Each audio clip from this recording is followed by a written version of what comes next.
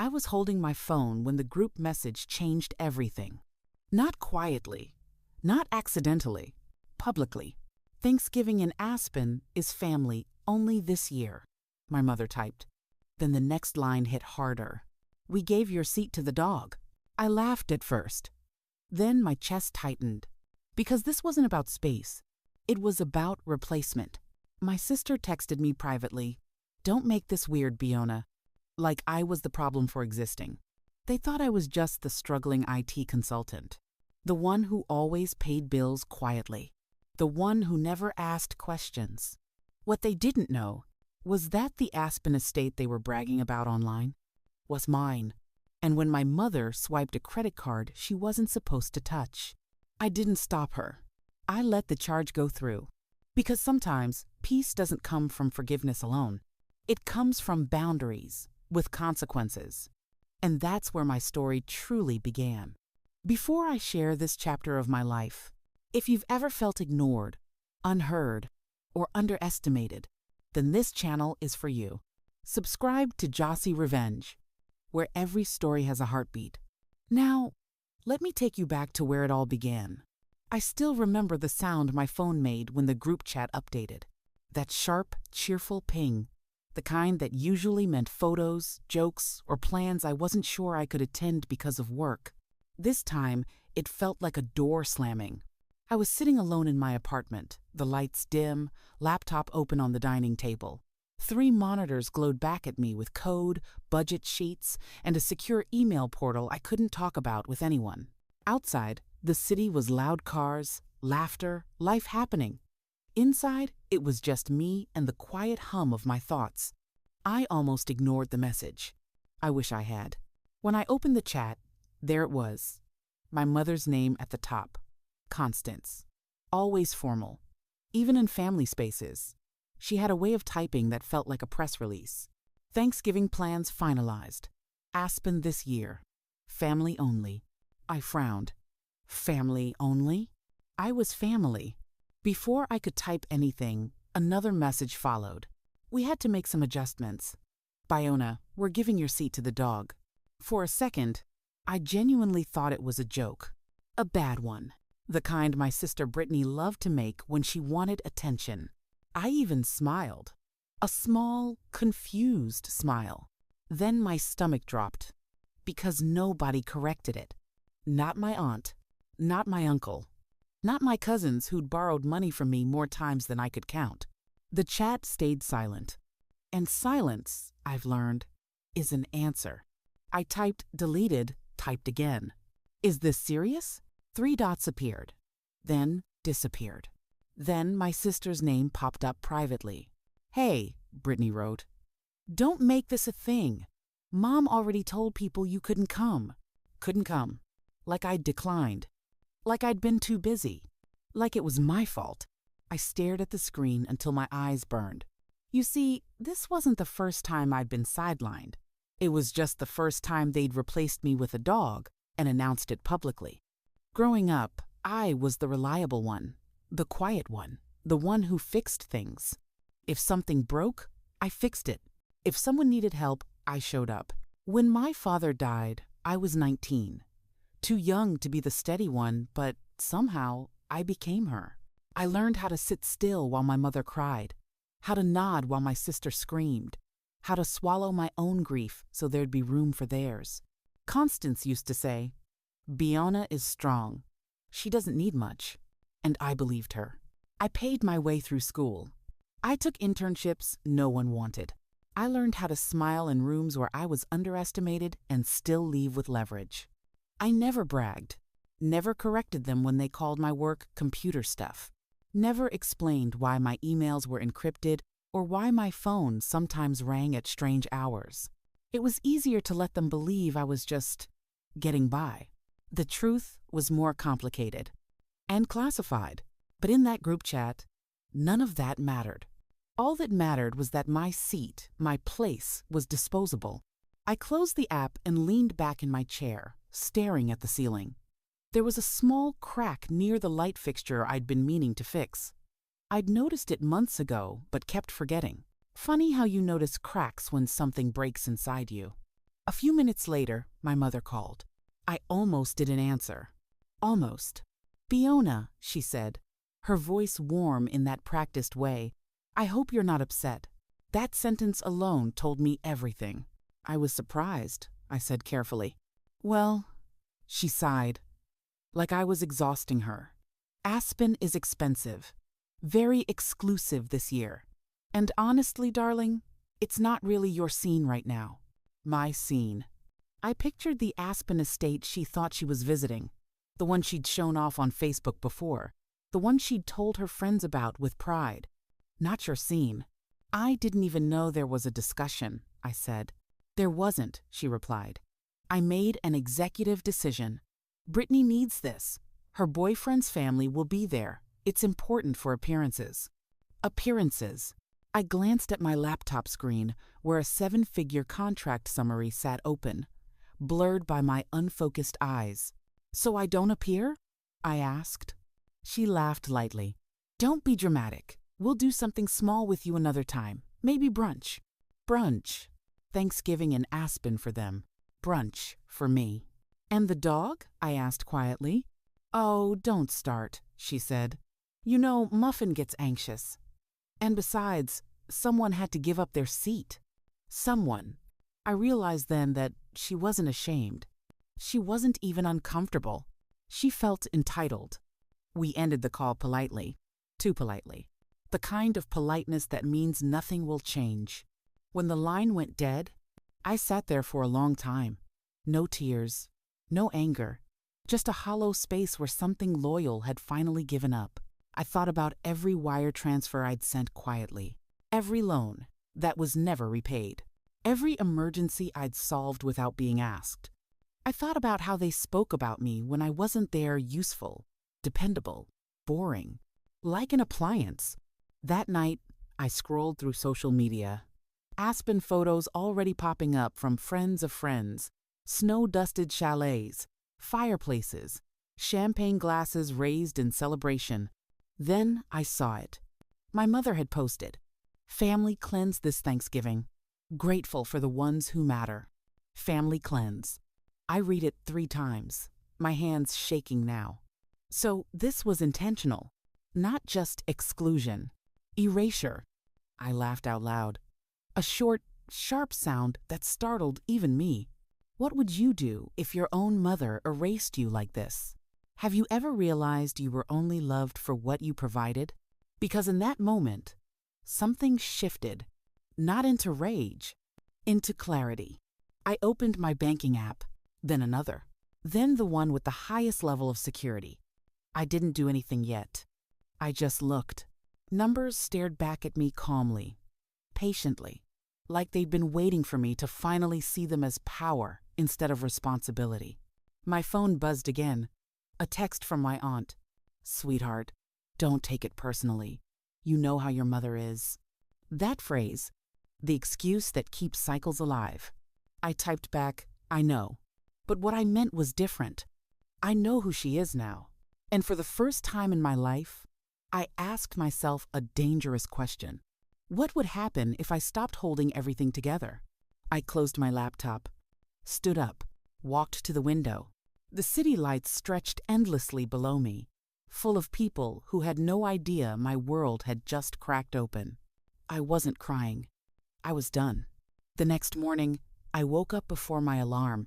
That alone should have told me something had changed. Usually, I dragged myself out of bed, already tired from carrying things I never volunteered to carry. But that day, my mind was sharp, quiet, like the calm before a controlled demolition. I made coffee and stood in my kitchen, staring at nothing while the machine hissed and steamed. My phone sat on the counter, face down. For once, I didn't feel the urge to check it. I already knew what would be there, more Aspen excitement, more curated happiness that had no space for me. I thought about the phrase my mother used, family cleanse. People don't cleanse what they value. They cleanse what they think is dirty or disposable. I sat at the table and opened my laptop again, this time with intention. The secure portal blinked to life after a series of authentication steps, codes, biometric scans, layers most people didn't even know existed. This wasn't the kind of system you casually logged into. I had spent years building my career in rooms where silence was mandatory and discretion was survival. Defense contracting wasn't glamorous. It was meticulous, precise, and unforgiving if you made mistakes. Which is why I never made them. Except, sometimes, mistakes weren't accidents. They were permissions. I pulled up the account summary linked to the Department of Defense corporate card. Not mine personally, never that, but one authorized under a shell entity I managed compliance for. Constance had access to it for emergencies. That was the justification. She'd needed it once, years ago, for a medical situation. And afterward, she'd treated it like a reward card. I'd noticed small charges before. $5,000 here, $10,000 there. Luxury things she couldn't quite afford but felt entitled to. I always covered it. Quietly. I always fixed it. Until now. I scrolled. There it was. Pending. Arshawan Mayuan. Charged at a high-end boutique hotel chain. Aspen adjacent. My coffee went cold in my hand. $200,000. On a card she was never supposed to use for personal expenses. On a line of credit tied to federal oversight. I stared at the screen. My heart steady. No panic. No rush. This wasn't betrayal anymore. This was evidence. My phone buzzed. Brittany this time. Mom said you haven't congratulated her on the Aspen house yet. I almost smiled. I typed back, "Which one?" There was a pause. "What do you mean?" she replied. "Nothing," I said. "Have fun." I set the phone aside and leaned back in my chair. For the first time, I didn't feel like I was reacting. I was choosing. I could block the transaction. One click, it would disappear, flagged as an error. Constance would complain. I'd apologize. Life would continue exactly as it always had, with me cleaning up messes and being grateful for crumbs of inclusion. Or I could do nothing. In my line of work, inaction was sometimes louder than any report. I closed the portal without touching a thing. That afternoon, I booked a private jet. Not impulsively. Not emotionally. Strategically. If they were cleansing family, I would redefine mine. I went through my contacts and selected names I hadn't spoken to in years. Cousins who'd been quietly pushed aside. An aunt who'd been excluded because she didn't fit the image. Even my father's younger brother, who'd stopped attending holidays after Constance told him he was a bad influence. People who'd been deemed inconvenient.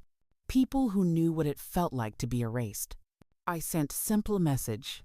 Thanksgiving. Aspen. My treat. No drama. Replies came in waves. Are you serious? Is this a joke? Why now? I answered none of the questions. I didn't owe explanations anymore. By evening, the guest list was full. The jet confirmation came through with a quiet chime. Tail number assigned. Crew briefed. Departure scheduled. I exhaled. My phone rang again. Constance. I let it ring twice before answering. Biona, she said sharply. Did you approve a transfer today? I kept my voice neutral. Which one? The hotel called, she snapped. They said there's an issue with the card. Interesting. Not I used the card. An issue. I'll look into it, I said calmly. Well, do it quickly, she demanded. We're checking in tomorrow, and don't forget, I'll need $5,000 cash when you get here, for incidentals. There it was. The assumption. The entitlement. Why would I be there? I asked. She scoffed. Don't be childish. Of course you'll come. You always do. I closed my eyes briefly. Enjoy Aspen, I said, and hung up. That night, I packed light. Not because I didn't have options, but because I didn't need armor. I wasn't going to fight. I was going to reveal. At the private terminal the next morning, my chosen family gathered slowly, cautiously. There was laughter tinged with disbelief, hugs that felt tentative at first, then real. My aunt pulled me aside. Your mother knows about this? I smiled. She will. On the jet, champagne flowed. Stories spilled out. People talked about holidays they'd skipped, calls they'd stopped making, How relief and guilt often sat side by side when you stepped away from toxic love. Halfway through the flight, my phone buzzed again. Constance. I answered this time. "Where are you?" she demanded. "The hotel says the card has been frozen." I glanced around the cabin at my cousin laughing, at my uncle staring out the window like he hadn't felt this peaceful in years. "I'm on my way to Aspen," I said. Her tone softened instantly. "Good. Then you'll fix this when you land." "Yes," I replied. "Something will be fixed." When we landed, black SUVs waited for us. The driver addressed me by name, respectfully, professionally. My relatives noticed. I didn't explain. We drove past the crowded rental properties, past the house my mother had posted online, the one she thought was the pinnacle. Then we turned, up a private road, through iron gates, toward a mountainside estate that glowed against the snow. Gasps filled the car. This is yours?" someone whispered. I nodded. "Welcome home." Inside, everything was warm wood and glass and light. A long dining table already set, a fire crackling, staff moving quietly, efficiently. Phones came out, then slowly went away. This wasn't about showing off. It was about belonging. At dinner, as laughter filled the room, I nodded to the technician I'd hired earlier. The wall opposite us flickered, then lit up. A live feed. My mother, Brittany, their friends, crowded into a rented house, tense, arguing with the concierge, complaining about card issues, and ungrateful children. Silence fell at our table. I didn't speak. I didn't need to. My phone rang again, over and over. Then sirens. On the screen, flashing lights painted the snow blue and red. Police officers stepped into frame. Not for me. For Constance. I watched as her face shifted from confusion to outrage to fear as an officer calmly explained federal fraud, unauthorized use, and an ongoing investigation triggered by a flagged transaction. The room around me stayed quiet. No cheering, no revenge applause. Just truth, finally standing where lies used to sit. Brittany screamed my name on the screen. I muted it. What would you do if the power you gave someone finally came back to you? Because in that moment, I felt something unfamiliar. Peace. The room stayed quiet long after I muted the screen.